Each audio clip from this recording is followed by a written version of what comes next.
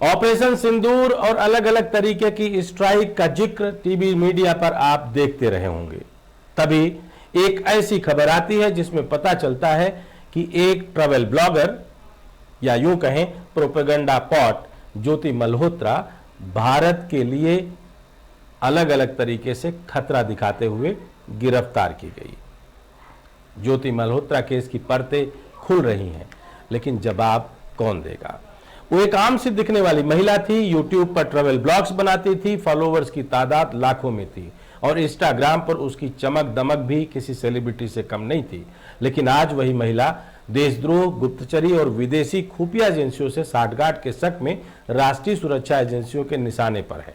नाम है ज्योति मल्होत्रा। हरियाणा के हिसार की रहने वाली 34 वर्षीय इस महिला की कहानी एक सोशल मीडिया इन्फ्लुएंसर से जासूसी के कथित जाल में फंसने तक पहुंच चुकी है। ऑपरेशन सिंदूर के बाद जिस तरह से देश भर में गिरफ्तारियां हुई, उसी कड़ी में ज्योति भी आई। उस पर आरोप है कि उसने पाकिस्तानी खुफिया एजेंसी आईएसआई से जुड़े लोगों के संपर्क में रहकर भारत विरोधी गतिविधियों में भागीदारी की, और वो भी ऐसे वक्त में जब देश का सुरक्षा तंत्र हाई अलर्ट पर था। पुलिस के मुताबिक ज्योति की गिरफ्तारी कोई तात्कालिक फैसला नहीं थी।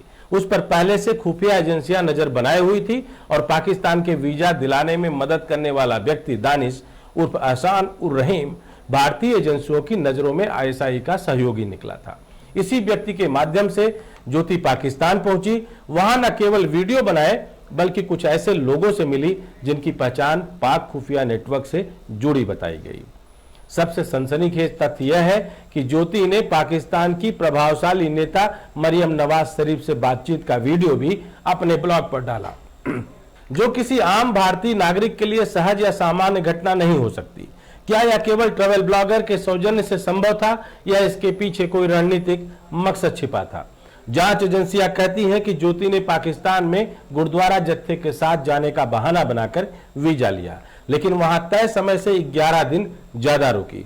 उस दौरान उसके फोन से एन्क्रिप्टेड ऐप्स पर कोडेड भाषा में हुई बातचीत की पुष्टि भी हो चुकी है। जिन नामों से वह संपर्क में थी उनमें जट रंधावा, अली हसन राणा शहबाज और साकिर जैसे संदिग्ध पाक एजेंट शामिल है। हरियाणा पुलिस और केंद्रीय एजेंसियां अब ज्योति के कंटेंट, बैंक खातों, विदेशी दौरों और डिजिटल संवादों की गहराई से जांच कर रही हैं। उसके फोन, लैपटॉप, डायरी और कैमरे की फोरेंसिक स्कैनिंग भी चल रही है और जो सामग्री अब तक सामने आई है वह सिर्फ संदेह नहीं बल्कि प्रोपेगेंडा अभियानों की ओर इशारा करती है। सूत्रों की माने तो ज्योति को दिए गए टास्क में भारत की नीतियों को नकारात्मक और पाकिस्तान को सकारात्मक रूप में पेश करना था। भारत में अन्य ट्रैवल ब्लॉगर को जोड़कर एक ऐसा नेटवर्क बनाना था जो भारत में चल रही सैन्य गतिविधियों की जानकारी दे, जैसे काम शामिल और शुमार किए गए थे। जनवरी 2025 में उसका पहलगाम दौरा और उसी दौरान का ऑपरेशन सिंदूर से संयोग अब एजेंसियों के शक को गहरा कर रहा है। लेकिन अब कहानी में एक नया मोड़ आया है। हरियाणा पुलिस ने कहा है कि अब तक आतंकवाद से जुड़ा कोई सीधा लिंक नहीं मिला है। तो क्या यह मामला सिर्फ सोशल मीडिया की ऊपरी चमक और गलत संगत तक सीमित था, या फिर जांच एजेंसियों को अब भी वो लिंक ढूंढना बाकी है जो कथित जासूसी के आरोपों को पूरी तरह साबित कर सके? और शायद इसी को ध्यान में रखते हुए पुलिस ने 4 दिन की रिमांड मांगी थी, जिसको अदालत ने स्वीकार भी कर लिया था। अब सवाल साफ है कि सवाल केवल ज्योति मल्होत्रा का है या कुछ और। सवाल यह है कि सोशल मीडिया के जरिए क्या देश की सीमाएं और संवेदनशीलताएं खतरे में पड़ रही हैं? क्या हमारे डिजिटल इन्फ्लुएंसर्स असावधानी या लालच में पड़कर किसी और देश की रणनीतिक मोहरे बनते जा रहे हैं? 22 मई को ज्योति का रिमांड खत्म होने के बाद 4 दिन तक अदालत को इसको आगे बढ़ाना बिल्कुल साफ संदेश देता है कि देश विरोधी गतिविधियों में संलिप्तता के शक के दायरे अब सिर्फ सीमावर्ती क्षेत्रों या मुस्लिम नामों तक सीमित नहीं रहे हैं। Travel blogger, content creator, youth icon जैसे शब्द अब सवालों के घेरे में हैं और भी आते जाएंगे।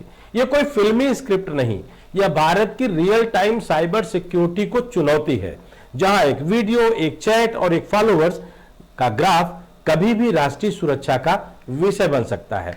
अब सवाल यह है, क्या हमने इस डिजिटल युद्ध के लिए खुद को तैयार किया है या नहीं? इन सवालों का जवाब हमारी सुरक्षा एजेंसियों के साथ साथ हम सब कंटेंट इंडस्ट्री से जुड़े हुए लोगों को सोचने और समझने की जरूरत है। यह मार्च मेन स्ट्रीम मीडिया या बाकी लोगों के लिए नहीं, बल्कि उन लोगों के लिए भी जिम्मेदारी का विषय बनता है कि हमारा राष्ट्र हमारी पहली जिम्मेदारी है, उसके बाद हम बाकी चीजों पर ध्यान दें। कहीं भी राष्ट्र की अस्मिता और हमारे अपने सांस्कृतिक और राष्ट्रीय सुरक्षा का अगर मुद्दा और मामला बनता है तो हमें सबसे पहले भारतीय नागरिक होने का जवाब लेकर खड़े होने मिलना चाहिए और ऐसी हर उन ताकतों का सीधे मुंह तोड़ जवाब देना चाहिए जो किसी भी तरीके से हमारे राष्ट्र के लिए खतरा बनती हैं, चाहे वो कोई भी हो। जुड़े रहिए, देखते रहिए। जय हिंद, जय भारत।